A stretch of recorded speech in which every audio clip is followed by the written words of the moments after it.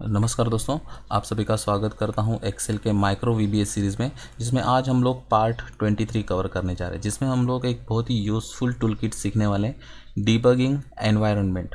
अब इसे एनवायरनमेंट इसलिए कह रहा हूं क्योंकि ये कोई टूल नहीं है या कोई ऑप्शन नहीं जिसे सिलेक्ट किया और अपना काम करना चालू कर दिया। तो ये एक टूल किट है जिसमें बहुत सारे ऑप्शंस आते हैं, जिसमें से हम लोग ने 2-3 ऑप्शन सीख लिए ऑलरेडी, जो कि रन है, रिसेट ऑप्शन है और स्टेप इनटू। ये तीनों ऑप्शन हम लोग ने देख लिए और उसी तरह से और कुछ इंपॉर्टेंट टूल्स यहाँ पे हम लोगों को मिल जाते हैं डिबगिंग में, जो कि है locals window, then watch window, break point और फोर्थ वन है इमीडिएट विंडो। तो आज के लेक्चर में हम ये 4 टॉपिक कवर करने वाले हैं। तो चलिए शुरू कर देते हैं। यहाँ पे मैंने एक नया फाइल बनाया है जिसका नाम रखा है डिबगिंग। ओके, चलिए फिर VBA एडिटर में जाते हैं। इसके लिए शॉर्टकट की भी प्रेस कर सकते हो या फिर डेवलपर टूल्स मेनू में जाके यहाँ पे विजुअल बेसिक पे सिंपली क्लिक करना होगा। यहाँ पे ऑलरेडी मॉड्यूल बना के रखा है जिसका नाम दे दिया है डिबगिंग, सब रूटीन स्टार्ट कर दिया है। अब यहाँ पे आज मुझे ये प्रोग्राम आपको एक्सप्लेन करने की ज़रूरत नहीं, क्योंकि बेसिक सा प्रोग्राम है जिसमें ऑलरेडी हम लोग सीख चुके हैं वेरिएबल्स किस तरह से डिफाइन किया जाता है। वेरिएबल का वैल्यू हम लोग ने दे दिया है, उसी के साथ यहाँ पे एक सिंपल सा लूप दे दिया है, फॉर लूप, और प्रोग्राम पूरी तरह से कंप्लीट कर चुका है। आज हम लोगों को क्या सीखना है, डिबगिंग एनवायरनमेंट का इस्तेमाल करके हम लोग किस तरह से हमारे प्रोग्राम में उसका फ़ायदा करके ले सकते हैं। अब ये इतना यूज़फुल क्यों है, क्योंकि जब हम प्रोग्राम लिखते हैं तो प्रोग्राम में number of lines, number of statements होते हैं, नंबर ऑफ़ कोड्स हम लोग उसमें लिखते हैं, तो हर एक कोड को चेक करना डिफ़िकल्ट हो जाता था। लेकिन डिबगिंग के हेल्प से हम लोग वो आसानी से चेक कर सकते हैं, वेरीफाई कर सकते हैं।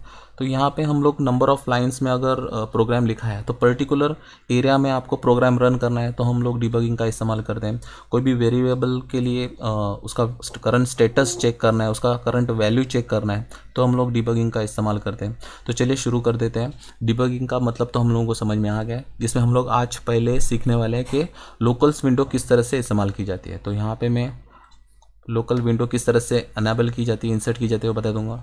ये जो है हमारा डिबग टूल बार है, जिसमें हम लोग को 4 ऑप्शन सीखने आज। एक तो है लोकल्स विंडो, दूसरा immediate window, watch window and break point. हम लोग ब्रेक पॉइंट किस तरह से इंसर्ट कर सकते हैं, यही ऑप्शन आपको व्यू मेनू में भी मिलने वाले हैं, जहाँ पे इमीडिएट विंडो, लोकल्स विंडो और वॉच विंडो भी अवेलेबल है। आप यहाँ से इंसर्ट कर सकते हो। इमीडिएट विंडो के लिए शॉर्टकट की इस्तेमाल कर सकते हो या फिर डिबग टूल बार का इस्तेमाल करोगे तो भी चलेगा। यहाँ पे मैं सिंपली क्लिक कर रहा हूँ लोकल्स विंडो पे। जैसे हम लोग यहाँ पे प्रोग्राम स्टार्ट कर देंगे, जैसे मैं यहाँ पे प्रेस करने जा रहा हूँ F8 की, आप देख सकते हो हर एक का एक्सप्रेशन, यानी कि हर एक वेरिएबल यहाँ पे आ गया और उसका वैल्यू भी यहाँ पे आ चुका है। यहाँ पे फिलहाल एम्प्टी लिखा हुआ है, तो जैसे F8 की प्रेस करते जाऊँगा आप देख सकते हो ए वेरिएबल का वैल्यू यहाँ पे 0 आ गया है। उसी तरह से C का भी आ चुका है और G में अब यहाँ पे हम लोग ने लूप दिया है और G का वैल्यू जो है बढ़ते रहने वाला है 1 to 10 तक। सो फिलहाल 1 आ चुका है यहाँ पे G का वैल्यू, आप देख सकते हो। इसी तरह से जैसे मैं F8 की प्रेस करते जाऊँगा आप देख सकते हो वैल्यू चेंज होते जा रहा है। यहाँ पे वेरिएबल A और C का वैल्यू बढ़ने वाला है, क्योंकि हम लोगों ने यहाँ पे प्लस दे दिया है। जो भी वैल्यू रहेगा करंट A का, उसमें प्लस G का वेरिएबल का वैल्यू बढ़ जाएगा, यानी कि 15 + 6 जो भी रहेगा वो वैल्यू यहाँ पे आ जाएगा, जैसे कि 21 है। ओके, तो इस तरह से हम लोग वैल्यू चेक कर सकते हैं with the help of locals window. At the time हर एक वेरिएबल का वैल्यू, करंट स्टेटस हम लोग चेक कर सकते हैं। ये था लोकल्स विंडो। लेकिन हमें अगर समझो पर्टिकुलर वेरिएबल का वैल्यू चेक करना है, करंट स्टेटस चेक करना है, तो क्या कर सकते हैं, तो उसके लिए हमें यूज़ करना होगा वॉच विंडो। इसके लिए अभी यहाँ पे लोकल्स विंडो जो है क्लोज कर देता हूँ। उसी तरह से हम लोग व्यू में जाके वॉच विंडो भी इंसर्ट कर सकते हैं। अब यहाँ पे बहुत सारे वेरिएबल्स इस्तेमाल किए, जैसे कि 3 वेरिएबल्स है A, C एंड G। उसमें से मुझे सिर्फ एक ही वेरिएबल का वैल्यू, करंट स्टेटस चेक करना है, जैसे कि G का चेक करना है, तो मुझे पहले उसे सिलेक्ट करना पड़ेगा। सिलेक्ट करने के बाद उस पर राइट क्लिक करना पड़ेगा और क्लिक करना है ऐड टू वॉच में। ऐड वॉच पे क्लिक कर दो, डिटेल्स आ जाएगा उस एक्सप्रेशन का, उस वेरिएबल का। ओके कर देना है और इस तरह से वो वेरिएबल यहाँ पे ऐड हो जाएगा। जैसे आप प्रोग्राम स्टार्ट कर दोगे, यहाँ पे F8 की प्रेस कर देता हूँ, आप देख सकते हो उसका वैल्यू बढ़ते जाएगा। ओके, चेंज होते जाएगा, दिख रहा है। फिलहाल G का वैल्यू 2, 3, 4 इस तरह से बढ़ रहा है। मतलब क्या है, तो हम लोग इंडिविजुअली वेरिएबल्स पे भी ध्यान रख सकते हैं, उसका करंट स्टेटस चेक कर सकते हैं। एट ए टाइम बहुत सारे वेरिएबल्स पे ध्यान रखना है, उनका करंट स्टेटस चेक करना है, तो लोकल्स विंडो हमारे पास अवेलेबल है। तो यहाँ तक तो क्लियर है। आगे बढ़ते हैं, यहाँ पे कंप्लीट कर देता हूँ प्रोग्राम। ओके, रीसेट, फिर से स्टार्ट हो गया प्रोग्राम। ओके, यहाँ पे लोकल्स वॉच विंडो भी क्लोज कर देते हैं। अब मुझे फिर से लोकल विंडो इंसर्ट करना पड़ेगा, क्योंकि आपको मुझे समझाना है कि किस तरह से हम लोग ब्रेक पॉइंट का इस्तेमाल कर सकते हैं। अब यहाँ पे मैंने ब्रेक पॉइंट मुझे इंसर्ट करना है दिस वन लाइन पे, ये लाइन पे मुझे ब्रेक पॉइंट इंसर्ट करना है। तो उसके लिए ये लाइन में कहाँ पे भी आपको क्लिक करना होगा। ब्रेक पॉइंट इंसर्ट करने के लिए टोटल 3 मेथड है। फर्स्ट वन, आपको ये वर्टिकल बार दिख रहा है, जिस लाइन पे कर्सर है उसके लेफ्ट साइड में इस बार के ऊपर सिंगल क्लिक कर दोगे तो वहाँ पे एक ब्राउन कलर का डॉट और यहाँ पे पूरा बैकग्राउंड ब्राउन कलर में आ जाएगा। ये एक मेथड हो गया। फिर से उसके ऊपर क्लिक करोगे तो ब्रेक पॉइंट चला जाएगा। दूसरा मेथड है, आप यहाँ पे हैंड शेप देख रहे हो तो उस पर क्लिक करना है, टगल ब्रेक पॉइंट। या फिर थर्ड वन मेथड है जो कि है हमारा शॉर्टकट की F9 हम लोग की प्रेस करके ब्रेक पॉइंट इंसर्ट कर सकते हैं। अब ये ब्रेक पॉइंट इंसर्ट करने के बाद क्या होने वाला है आपको यहाँ पे बता देता हूँ। पहले यहाँ पे रिमूव करके देखते हैं क्या चेंजेस होता है। जैसे मैं यहाँ पे रन कमांड इस्तेमाल कर रहा हूँ, क्योंकि ये इमीडिएटली रन हो रहा है। यहाँ पे मैं पहले F8 की प्रेस करके बताता हूँ आपको, ठीक है। देन अगेन रन पे क्लिक कर देता हूँ। F8 एक बार पूरा प्रोग्राम जो है F8 की प्रेस करके कंप्लीट कर देते हैं। ओके, अब यहाँ पे आ गए हम लोग जहाँ पे हम लोगों को ब्रेक पॉइंट इंसर्ट करना है। आप कहाँ पे भी ब्रेक पॉइंट इंसर्ट कर सकते हो, लेकिन हम लोग एग्जांपल के लिए यहाँ पे इंसर्ट करने वाले हैं आगे जाके। तो C का वैल्यू आप देख सकते हैं यहाँ पे 0 आ चुका है। तो अगेन यहाँ पे F8 की प्रेस कर देता हूँ। आप देख सकोगे कि यहाँ पे हर एक का वैल्यू बढ़ रहा है, नॉर्मली बढ़ रहा है। लेकिन जैसे मैंने कहा हमारा प्रोग्राम जो है बहुत बड़ा हो सकता है, थाउजेंड्स ऑफ लाइन्स का हमारा प्रोग्राम हो सकता है। तो उसमें से पर्टिकुलर लाइन्स तक, कोडिंग तक, स्टेटमेंट तक हमें हमारा प्रोग्राम चेक करना होगा। तो वहाँ पे हम लोगों को ब्रेक पॉइंट इंसर्ट करना मस्ट होता है। सो यहाँ पे मैं एक बार रीसेट कर देता हूँ। Okay, reset, then break point हमें यहाँ पे इंसर्ट करना है। यहाँ पे मैं क्लिक कर देता हूँ, टगल ब्रेक पॉइंट आ गया। अब यहाँ पे मैं सिंपल रन कर देता हूँ प्रोग्राम। आप देख सकते हो ये जो प्रोग्राम है यहाँ पे आके ब्रेक हो गया, रुक गया। आप देख सकते हो तो हर एक वेरिएबल का वैल्यू यहाँ पे बढ़ गया सिवाय सी वेरिएबल का। तो सी वेरिएबल का वैल्यू जो है वो बढ़ा नहीं है, उतना ही है, क्योंकि यहाँ पे हम लोग ने ये लाइन पे ब्रेक पॉइंट इंसर्ट कर दिया है।